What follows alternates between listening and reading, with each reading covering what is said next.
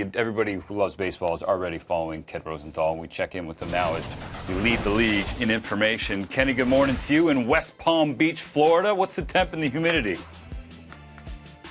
First of all, guys, the temperature is beautiful, the humidity not so bad, but there has been, and this is breaking news, a Harold Reynolds sighting in this vicinity of the Palm Beach complex here. The word is that there's a Nike promotional shoot or some kind of commercial going on, and Harold, as usual, is being paid not in standard cash, but serious swag from his man, Uncle Phil. Uncle Phil is always there for H. Hey, Kenny, first and foremost, you know the question I'm going to ask you. Bryce Harper, White Sox, happening today? Yes? Stephen, you have been consistent in asking me that question all off season. I can't tell you whether it's happening today. And I know the next question, which is what is going on with these guys? Yeah. And that is certainly a question on the minds of all fans, all reporters, anyone who has a passing interest in the game. And in a situation like this, when we really don't have a lot of concrete information, I like to break things down into things we don't know and things we do know. Let's start with what we do know. According to Jon Heyman last night on Twitter, the activity around Harper seems to be increasing. And I heard the same thing from the Boras camp. They believe that there are multiple teams in play. Not believe, they say there are multiple teams in play, and that there is a lot of action right now. So we know that much. We also know that the Padres' interest is serious in both players. Now, their preference probably is Machado, simply because of the positional fit. They need a third baseman, but they have been active. We know they met with Harper. We know they've met with Machado. There are reports that their offers are in the $250 million range to Machado. That would make sense based on the way these markets are evolving. And finally, what else do we know? Well, we know the Phillies still expect to get one of these two players, Harper or Machado. We don't necessarily know which one. Jon Heyman has reported the Phillies are the favorite, but we don't know which other teams are in the mix. And that leads me to the other category. I'm kind of bringing myself there. What we don't know. We don't know the other teams on Harper and Machado. Yes, the White Sox have been involved. Yes, the Padres have been involved. Sure, we've heard from them. We've heard the Phillies, all of these clubs that have been reported. What you never know in free agency is if there are other teams as well in the mix. And we call them mystery teams because, yes, they are mysteries. And it's not a negotiating ploy necessarily. We've seen it time and again. Teams spring out of seeming nowhere, or at least nowhere from the outside perspective, but perhaps they've been all along. And what we also don't know, and I'm talking now about the Padres, specifically, all this talk about their offers being in the $250 million range, maybe even higher. Well, that's fine, but how many years? What's the structure? Is it really an offer that can lead to a deal? Right now, there is no deal, so the answer would be no. So there is still a lot of uncertainty with what is going on with these two, but it seems, and I repeat, seems, that the action is proceeding to a climactic outcome. Hey, Kenny, it's Ronnie here. I was just wondering, there's probably another thing that we don't know, and that is as it gets deeper and deeper, and I'm trying to think back on my time as a free agent when I was 27 years old, yes, there's a little bit of panic in the player. The problem is you have two super agents here. You think there's any panic in the player to try to precipitate things to happen, or do you think it's still completely 100% run by these super agents? Ron, that is an excellent question. And certainly the agents, in this case Scott Boras for Harper and Dan Lozano for Machado, have been prominent in these discussions in a different kind of way than maybe your standard free agent negotiation. These two guys have a rivalry. There's no question about it.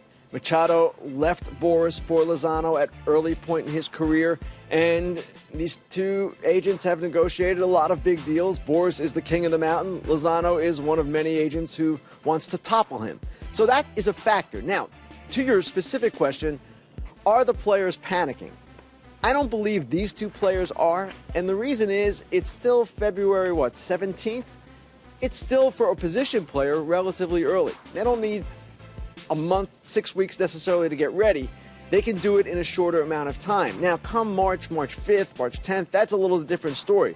But I don't believe we're to the stage where they are panicking. Now, are they eager to get a deal done? I am quite sure that is the case. All players know what is going on now. Camps are open, players are out, and they want to be a part. They want to learn their new teammates, whoever they're going to be. Kenny, I wonder if I feel like I'm kind of rope-a-doped at this point with those two, and I don't blame them at all. They're 26, so they've earned this opportunity, and they should maximize it, no doubt, for their potential. What's it been like for you, given your role in the game and covering it as this has dragged out in a second straight slow free agent market? I guess you could say, Stephen, it's somewhat frustrating that it hasn't happened yet, that you can't cover spring training the way you normally do. But my job is not to complain about the timing or the pace. My job is to cover what's going on. And really, it has been a changing market the last 2 years especially, but it doesn't really affect what I do. I just do my job normally. So from a personal standpoint, yeah, I'd like to know, just like everyone would like to know, from that outside fan type perspective. But from a journalist's perspective, it's just part of the story. Kenny, I'm interested in this because it was raised the other night to me. Is there any chance, because of what is going on, that both of these players are not signed by St. Patrick's Day? I would have said 3 days ago there was a better chance than there is now. Based on the reports yesterday, and again, it's hard to know what's real and what isn't in this environment, but based on the seeming increase in activity around Harper, that maybe this is finally coming to a head. But, Ron, at the same time, these guys have been adamant about what they want and very clear about what they want. They want the number in their total guarantee to start with a 3 and not in the $30 million range and the $300 million range. So until they get that or get close to it or become just understanding of where they are and the fact that perhaps they cannot get there and realize it's over, they can't do it, that's it. We're not going to have a deal. Now, it could happen today, it could happen in a week, could happen in 2 weeks. I don't know, but I do expect, Ron, that this is going to be resolved before St. Patrick's Day. I think as it's dragged on... I'm guessing, but I think that's an educated guess.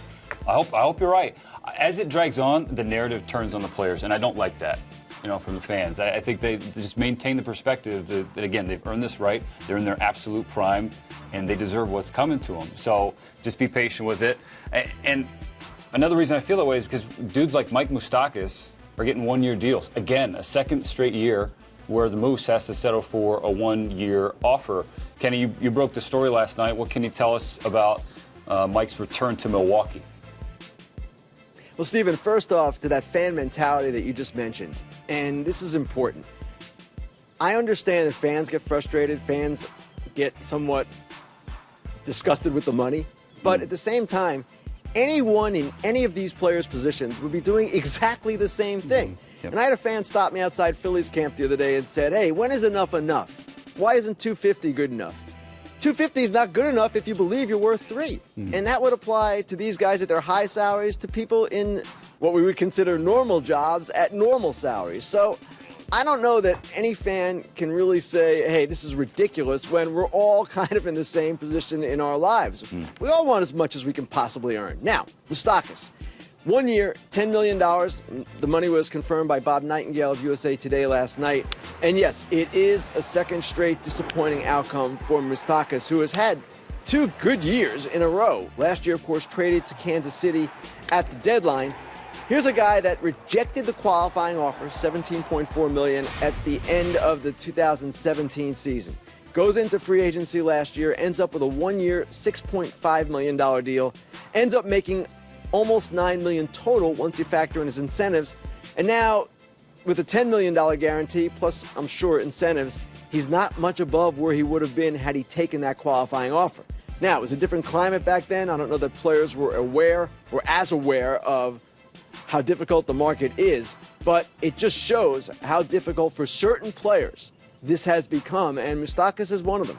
Here's a guy that I thought might wait to see how Machado resolves, but evidently he wanted to go back to Milwaukee, where he had a nice run last year, where he is very friendly with Braun and some other players, Yelich, of course. He's also friendly with the owner's son. So it's a natural fit. What's interesting now with the Brewers is how it goes from here. Moustakas is a third baseman. Travis Shaw is a third baseman. We saw Travis Shaw move to second last season after the Moustakas trade. That is going to happen again. What I'm curious to see is whether Moustakas also is tried at second base a little bit.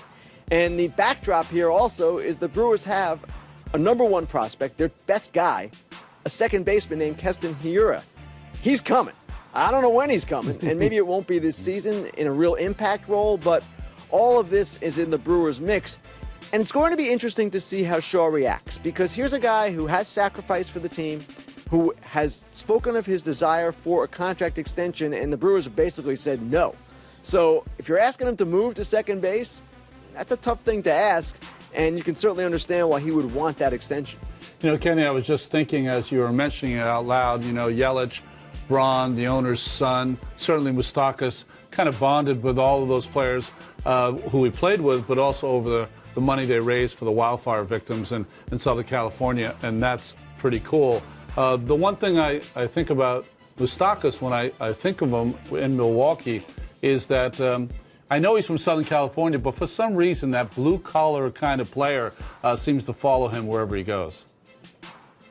That is him. That's his identity, Ron, and it's been his identity from the start of his career. Even though he was a high first-round draft pick, he is a guy that takes the lunch pail out there, right? So players like him, fans like him a lot too, because he embodies that. And yeah, he's a guy that is going to go out there. He's going to give you maximum effort. And we saw last year, he showed some improvement in areas that had suffered coming off the knee injury the year before. He ran better. He was moving better.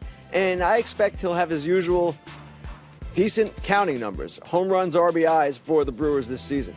I'm not well-versed on the advanced analytics of Mike Moustakas as a player, but I want him on my ball club. That's all I know, Kenny. Hey, you got anything else out in West Palm? Actually, guys, I've got some breaking news just now coming into the bandbox, and it's a good thing you're sitting down because it's potentially life-altering stuff. And this is what I have to say. Ron, the results are in. You are not the father. You are not the father.